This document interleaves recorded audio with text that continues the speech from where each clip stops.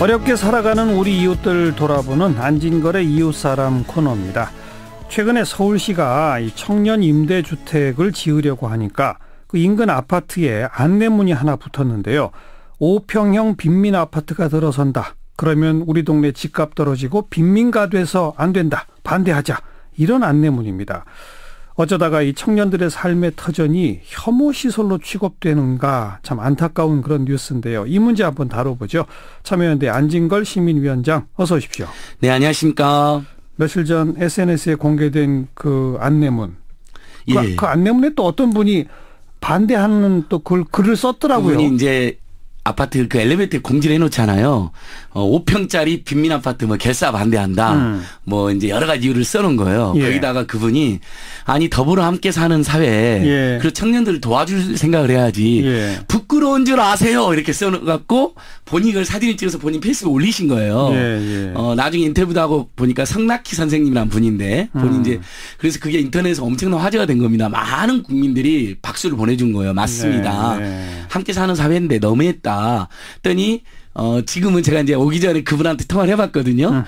지금도 반대를 하는 분들이 있긴 한데 조금 누그러졌다 그러고 빈민 아파트란 말은 빼고 그냥 청년 임대주택 반대한다. 예. 이렇게 캠페인하고 있던데 찬성하는 주민도 꽤 많다. 그러니까 다 반대하는 걸 비춰서는 안 된다. 이런 말씀 꼭 해주셨어요. 예. 근데 요번에 이게 알려져서 그렇지 사실 그동안에 청년 임대주택 아파트식으로 지으려고 하는 곳마다 전부 이런 반대가 있었다면서요? 예, 그러니까 청년 임대주택뿐만 아니라 공공기숙사 사실은 유치 경쟁을 해야 될 것 같은데 제 생각에는 왜냐하면 노인, 장년, 청년, 아동 이렇게 어우러지는 게 그 사회가 훨씬 활력도 넘치고 특히 아동이나 청년이 많으면 오히려 저기 상가도 더 활성화되고 도시도 젊어지고 좋잖아요. 근데 그게 이제 일종의 집값을 떨어뜨린다는 잘못된 뭐 집이 한 채밖에 없어서 재산의 전부인 분들의 심정을 아주 모르는 건 아니지만 그분들이 우려하는 게 집값 떨어진다. 첫 번째가 집값 떨어지고 뭐 청년들이 많이 와서 범죄나 슬럼화가 생긴다 이런 논리인데 범죄가 많아진다? 예, 슬럼화가 된다. 근데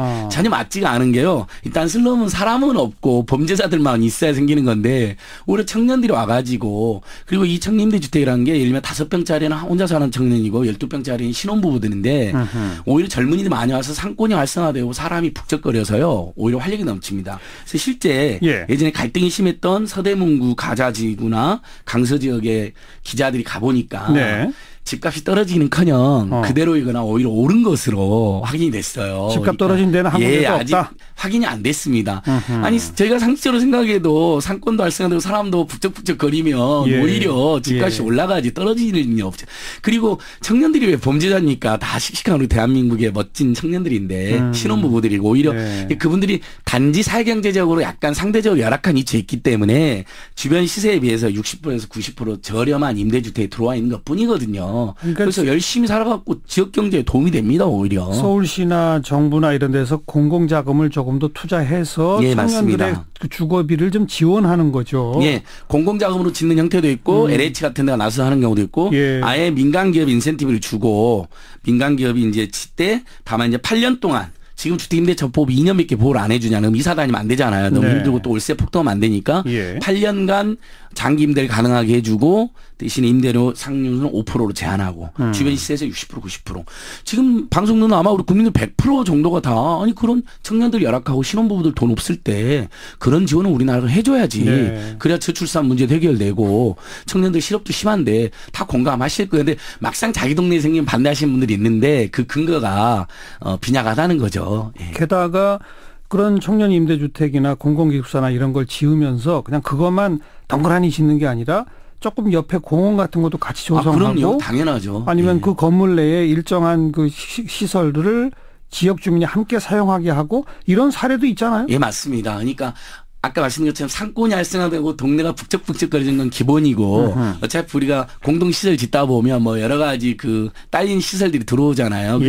지역의 문화시설이 되고 레저시설이 되고 휴양시설이 되는 거거든요. 그러니까 오히려 도움이 됐지 마이너스는 안 된다. 다만 집값이 떨어질 거란 막연한 걱정 하나 하고 그다음에 예를 들면 공공기사를 반대하는 경우 같은 경우는 그 임대주들이 많이 모여 있는 동네에서는 방을 월세방이 좀 줄어들까 봐 입주자가 줄어들까 봐 이제 걱정하시는 건데 그거는 실제 그 부분은 이제 대학교 앞에서 주로 이제 학교 안에 공공기사 짓거나 학교 부근에 짓는 거에 대한 반대인데 그건 뭐 지금 이렇게 민생고나 양극화 심한 사회에서 일부 일리는 있어요. 그렇다 하더라도 지금 등록금만 1,000만 원에 1년에 2,000만 원씩 교육비 내고 다니는 우리 대학생들 저렴한 주거시설을 반대하는 건 좀 과하다 하니까 그런 부분도 역시 상생의 지혜를 좀 우리가 발휘해야 되지 않나 싶습니다. 자, 실제로 이런 그 비슷한 임대주택에 살고 있는 청년 한 분을 전화로 만나겠는데요. 지금 이 청년 임대주택 제도 전에 그 서울 SH공사가 집을 사서 그걸 임대하는 방식의 이른바 매입형 임대 아파트에 지금 거주하고 있는 분이에요. 박향진 씨 연결합니다. 안녕하세요. 안녕하세요. 예, 어느 동네에 있어요? 저는 홍은동에서 살고 있습니다. 지금 사신 지 얼마나 됐어요? 제가 2015년에 입주했으니까요. 한 3년 조금 넘게 살고 있습니다. 그 아파트에는 그 비슷하게 들어오신 청년분들이 모두 몇 세대, 몇 가구 정도 있는 겁니까? 저희가 아파트라기보다는 그 원룸 형태로 되어 있는데요. 그래서 31가구 정도 살고 있어요. 그렇게 뭐 대규모는 아니로군요. 네. 네. 처음에 그 홍은동의 그 임대 원룸촌을 조성할 때도 인근 지역에서 반대했었나요? 제가 들어올 때는 그런 이야기는 구체적으로는 많이 듣지는 못해서 잘은 모르겠고요. 저희는 크게 딱 티가 많이 나지는 않아서 다른 원룸이랑 비슷한 형태로 건물이 지어져 있어서요. 그렇군요. 네네. 예. 이번에 이 서울시 청년 임대주택을 이 5평 빈민 아파트다. 우리 동네 슬럼화돼서 안 된다. 이렇게 반대하는 그 안내문 보셨죠? 네, 봤습니다. 그때 기분이 어떠셨어요? 되게 저희가 봤을 때도 뭔가 슬럼화 될 것처럼 되게 나쁜 사람들이 들어와서 살 것처럼 적혀 있었는데 사실 되게 억울한 마음이 컸고 저 청년들을 왜 그렇게 조금 비난하시고 청년들을 너무 왜곡된 시선으로 보실까 하는 생각이 제일 많이 들었어요. 지금 거기 3년 사시면서 그 같이 비슷하게 사는 31가구 청년분들하고는 이웃으로 다 친하게 지냅니까? 네, 저희는 처음에 공급될 때도 이제 들어온 입주민들이 협동조합 만들어서 살 수 있는 집이었거든요. 그래서 같이 반상회 하거나 하면서 서로 이웃끼리 얼굴 알고 뭐 인사하면서 잘 지내고 있습니다. 그리고 기존 그 지역 인근에 뭐 사시는 분들하고의 관계는 어때요, 지금?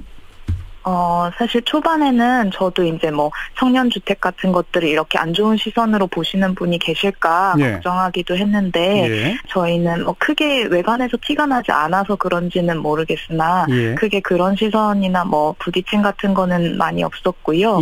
저희가 이제 협동조합 만들어서 이렇게 조금 살다 보니까 반상회 하면서 지역분들이랑 좀 관계도 맺고 하자 해서 뭐 1주년이나 2주년 같은 때 김장해가지고 조금씩 나눠드리기도 하고 과일청 같은 것도 조금 나눠드리고 하면서 인사를 처음 시작했어요. 그래서 되게 감사하다고 하시고 저희 오시는 뭐 서비스도 하나씩 주시고 뭐 그런 분들도 계시고 그래서 되게 생각보다는 잘 지내고 있고요. 그래서 사실은 더더욱 왜 이렇게 초반에 들어가기 전에 이렇게 조금 피하시는 것들이 많을까 청년들을 너무 이렇게 보실까 하는 생각이 더 큰 것 같아요.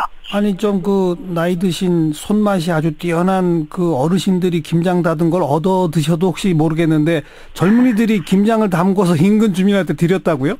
네, 저희가 이제 같이 살고 있으면서 할 수 있는 일들이 뭐가 있을까 막 그런 고민들을 조금 하기는 해서 뭐 집 문제도 이렇게 얘기를 하긴 하지만 저희도 좀 오래 살게 되고 하면 동네에 조금씩 관심을 갖게 되는 것 같습니다. 그래서 뭐 여기 동네에 계신 분들이랑 조금씩 만나볼 수는 없을까 그런 고민하면서 해봤던 것 같아요. 멋지네요. 네. 또 이제 걱정하시는 분들이 이 조용한 우리 동네 젊은 사람들이 들어오면 밤늦게 다니고 술 먹고 막 노래 부르고 막 시끄럽게 하고 이럴 거다.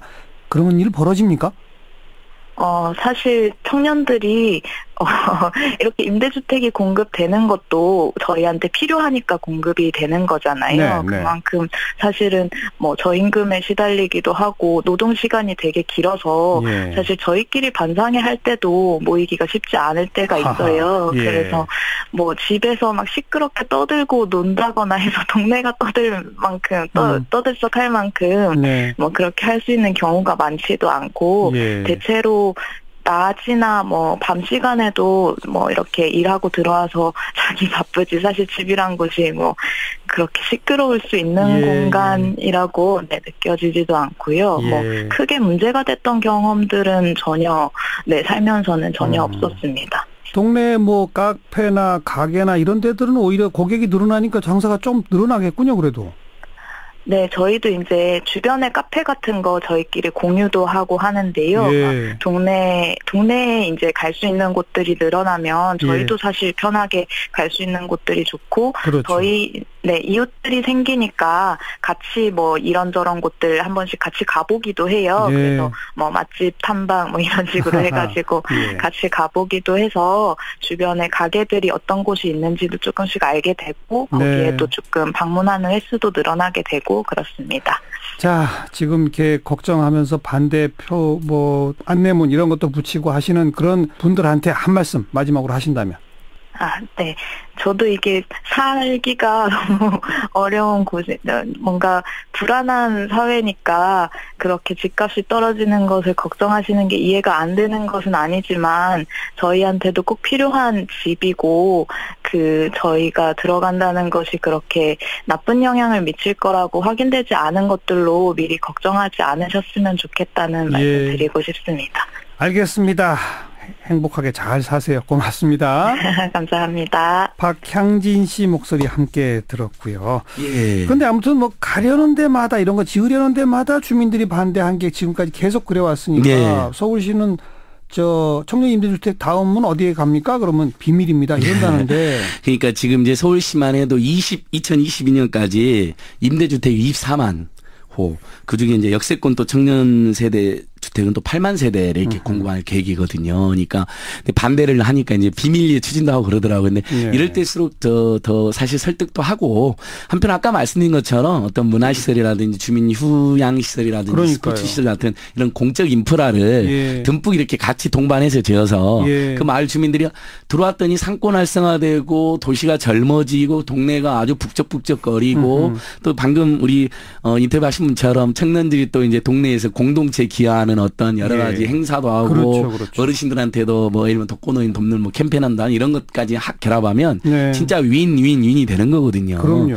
지금 반대는 아무리 제가 동료 시민들이라고 하지만 이건 정말 전형적인 민비입니다. 그리고 근거가 박약하세요. 좀 이런 거에 참고할 만한 외국 사례는 없어요, 혹시? 아니, 외국에도 보면 이런 공동주택이나 사회주택들 많죠. 청년들이 이렇게 모여 사는 데 많고 다 전 세계적으로 예를 들면 대학생 무상교육이라든지 최근에 뉴욕이라든지 이런 데서 대학생 무상교육 발표한 것처럼 교육하고 주거는 최소한의 기본권이기 때문에 다 지원해주고 그거 가지고 예를 들면 범죄가 많은 우범 지역이 슬럼화됐다는 이야기 들었는데 범죄율이라는 게 청년들한테 많이 발생하고 그런 건 아니잖아요. 그러니까 그 근거도 약합니다. 근데 아마 이런 건 있을 거예요. 어느 날 갑자기 주민들과 사전 협의나 상의도 없이 어느 날 갑자기 여기가 이제 앞으로 청년 임대 아파트 뭐 몇 동이 지어질 겁니다. 하고 일방적으로 통보하는 식. 그건 좀 문제가 있을 거예요. 이제 그런 아무리 공익적 시설이다 하더라도 공공적 목표여도 예를 들면 요즘 이제 우리 국민께서는 굉장히 정치의식, 사회의식이 뛰어나시기 때문에 그걸 이렇게 절차적으로 또 사전에 상의하고 절차로 이렇게 충분히 알리고 하는 것들이 생략되면 많이 문제제기를 하십니다. 그래서 지금 서울시가 아주 예를 들면 이런 사회적 약자들의 주거권 지원에 모범을 보이고 있는 거거든요.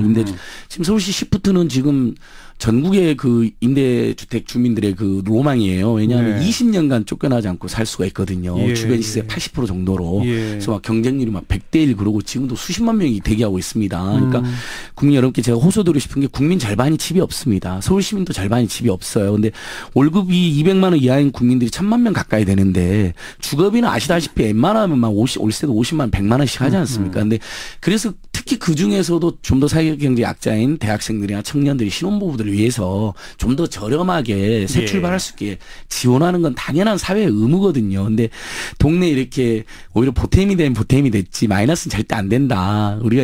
이제 한국 정도의 이런 경제 규모 민주주의 어떤 모범 국가에서 청년 세대들하고 이렇게 공존하는 그런 오히려 저는 이제 님비 말고 핀비 우리 지역에 지어주세요. 대신에 뭐 스포츠 시설이나 뭐 공원도 하나 같이 지어주세요. 이런 저는 캠페인이 일어난다고 생각해요. 그러니까 바로 그게 그러니까 이 서울시나 이런 데서도 그냥 일방적으로 통보할 게 아니라 지금 후보지 한 3곳을 놓고 물색 중입니다. 주민 여러분 찬성 제일 많은 쪽으로 가겠습니다.